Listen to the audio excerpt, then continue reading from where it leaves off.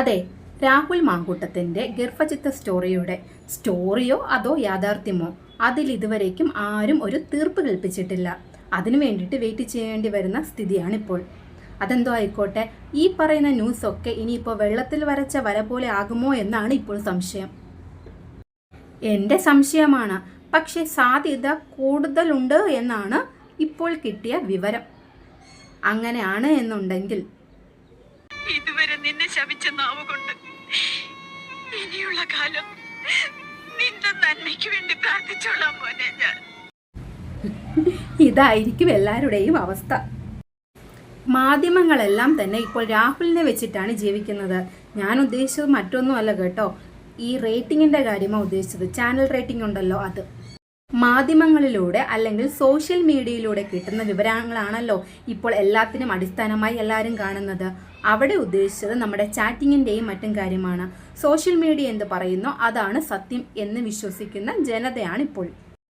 ഒരു ചാനലിന് എന്തെങ്കിലും ഒരു വാർത്ത കിട്ടുന്നു, കാക്കയ്ക്ക് സദ്യ കിട്ടിയതുപോലെ, ഇലയിലിട്ട സദ്യ കിട്ടിയതുപോലെ എല്ലാ കാക്കകളും കൂടെ ചേർന്ന് അതിനെ വലിച്ച് കീറി ഒരു പരുവമാക്കുന്നു. അതാണിപ്പോൾ രാഹുൽ മാങ്കൂട്ടത്തിൻ്റെ കാര്യത്തിലും സംഭവിച്ചിരിക്കുന്നത് എന്നാണ് തോന്നുന്നത്. രാഹുലിനും ചാനലിനുമൊക്കെ ഒന്ന് മനസ്സമാധാനമായി കിടന്നുറങ്ങണമെങ്കിൽ ഇനി എത്ര നാൾ കാത്തിരിക്കേണ്ടി വരുമെന്ന് ഒരു പിടിയും കിട്ടുന്നില്ല. ദിനം പ്രതി ക്രൈംബ്രാഞ്ച് പുതിയ കണ്ടെത്തലുകളുമായി വരുന്നു. ആ കണ്ടെത്തലുകൾ സാധൂകരിക്കാൻ ആവശ്യമായ തെളിവുകൾ കണ്ടതായിട്ടും എവിടെയും കണ്ടിട്ടില്ല കേട്ടോ. ക്രൈംബ്രാഞ്ചിന്റെ കണ്ടുപിടുത്തം പ്രകാരം 1 എന്നുള്ള ഗർഭചിത്രം വളർന്ന് അത് 2 ആയിട്ടുണ്ട്. അത് ഇനിയും വളരുമോ ഇല്ലേ എന്നൊന്നും നമുക്ക് ഇന്നറിയാൻ പറ്റില്ല. അത് ചിലപ്പം വളർന്നേക്കാം, ചിലപ്പോൾ ചുരുങ്ങിയേക്കാം. പിന്നെ ഏതോ പ്രോഡക്റ്റിന്റെ പരസ്യം പോലെ പ്രായഭേദമന്യേ എന്നുള്ള ആ വാക്കുണ്ടല്ലോ, പ്രായഭേദമന്യേ ഉടനീളം ബന്ധങ്ങളെന്ന്. ആ ബന്ധത്തിൻ്റെ ഏജ് 60-ൽ എത്തി നിൽക്കുന്നുണ്ട്. അവിടെയും നല്ല ഒരു വളർച്ച കാണാൻ സാധിക്കുന്നുണ്ട് കേട്ടോ. ഇതൊക്കെ ഒന്ന് കണ്ടു നോക്കിയേ. ഞാൻ പറയണോ? Okay, show.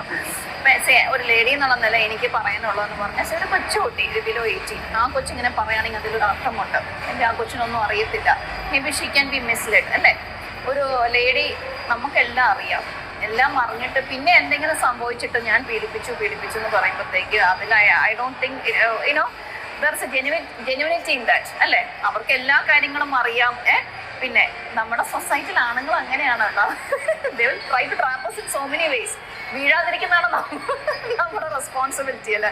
അതിന് ഏജ് ഇല്ല, നമ്മൾ മാരീഡ് ആണോന്നില്ല. പിന്നെ ചിലപ്പോൾ എനിക്ക് തോന്നി ഇവരുടെ ഒരു സ്റ്റോറി കേട്ടിട്ട് maybe she might have some intentions. ചിലപ്പോൾ അത് വർക്ക്, ഞാൻ അവരെ ബ്ലെയിം ചെയ്യല്ല കേട്ടോ.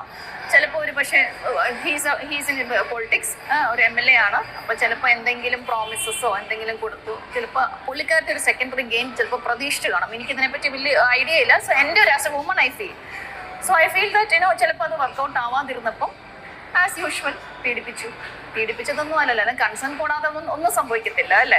സോ എനിക്ക് തോന്നുന്നു ബിക്കോസ് ഒരു മിഡിൽ ഏജ് ആയിട്ട് ഷീ നോസ് എവറിത്തിങ്. നമ്മൾ ഒന്നും പറഞ്ഞു കൊടുക്കേണ്ട ആവശ്യമില്ല. കൊച്ചു കുട്ടിയാണെങ്കിൽ നമ്മൾ എന്നിട്ട് പിന്നെ ഈ പറഞ്ഞ പോലെ റേപ്പ് ഒന്നും അല്ലല്ലോ. അപ്പൊ എനിക്ക് തോന്നുന്നു ഇപ്പൊ ചില ലേഡീസ് ഉണ്ട് ഇതുപോലെ, അവരെന്തെങ്കിലും കണ്ടോണ്ടായിരിക്കും ചിലപ്പം അവര് പലതിനും വഴങ്ങുന്ന. ഫൈനലി അവരുടെ ഗെയിം നടക്കാതിരിക്കും, അവർക്ക് നഷ്ടപ്പെടുകയും ചെയ്യും. പിന്നെ ഇതൊരു ടൂൾ ആക്കുന്ന പോലെ എനിക്ക് തോന്നുന്നു. എന്ന് വെച്ചാൽ ജെൻസ് നല്ലതാന്ന് ഞാൻ പറയുന്നില്ല, ഞാൻ ജനറലി എൻ്റെ ഒരു ഒപ്പീനിയൻ പറഞ്ഞതാ.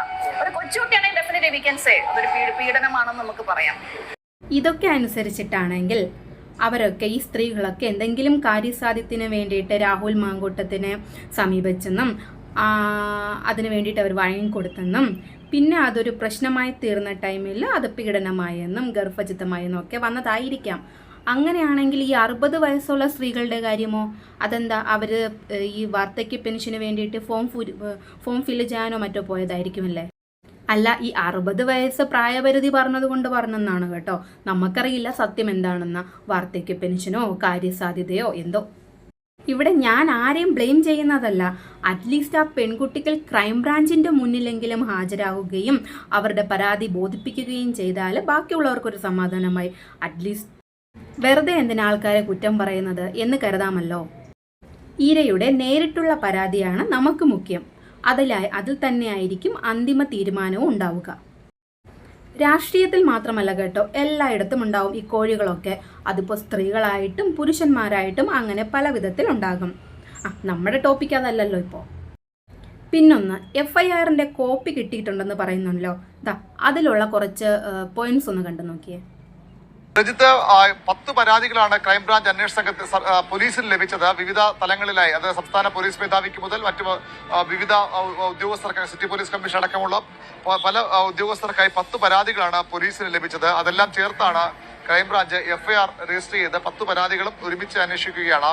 ഈ FIR ഒപ്പമുള്ള വിവരങ്ങളിൽ അതെല്ലാം എല്ലാ കേസുകളുമുണ്ട്, എല്ലാ നൽകിയ പരാതിയുമുണ്ട്. 10 പേരുടെ പരാതിയിലും ഒരുമിച്ചാണ് അന്വേഷണം. ആ FIRന്റെ വിശദ വിവരങ്ങളാണ് പുറത്തു വന്നിരിക്കുന്നത്. രാഹുൽ മാങ്കൂട്ടത്തിന്റെ കേസ് നേരിട്ട് പരാതിക്കാരൻ, അതായത് ഈ ഇരകളുടെ പരാതി ലഭിച്ചിട്ടില്ല എന്ന് FIRൽ വ്യക്തമാക്കുന്നുണ്ട്.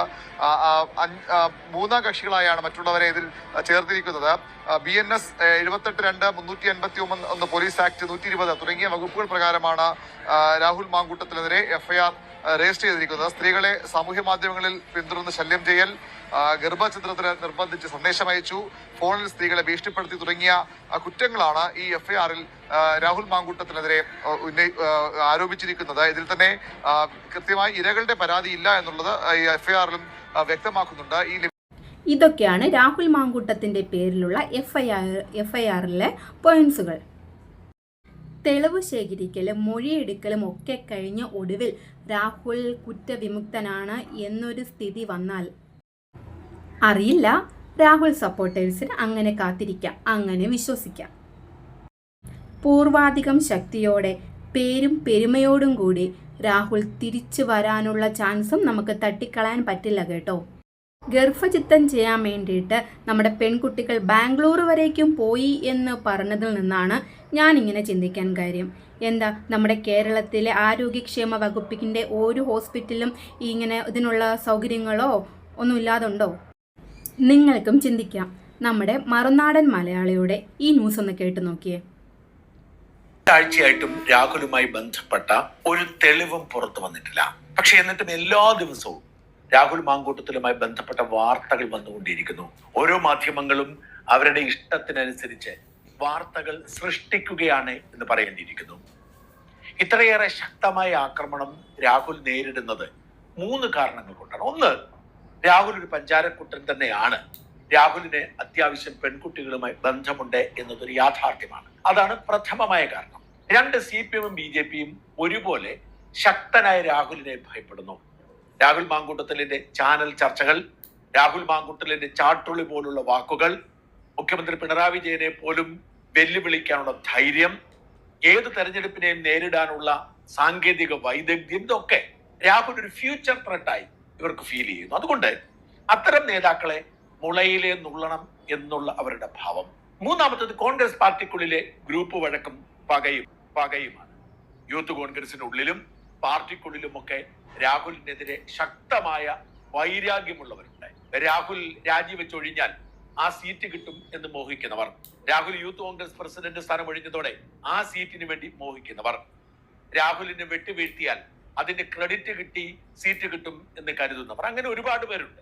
അതെ, ഈ പറഞ്ഞതെല്ലാം സത്യം തന്നെയാണല്ലോ. റീതിങ്കിങ്ങിനുള്ള ടൈം ആയെന്നാ തോന്നുന്നത്.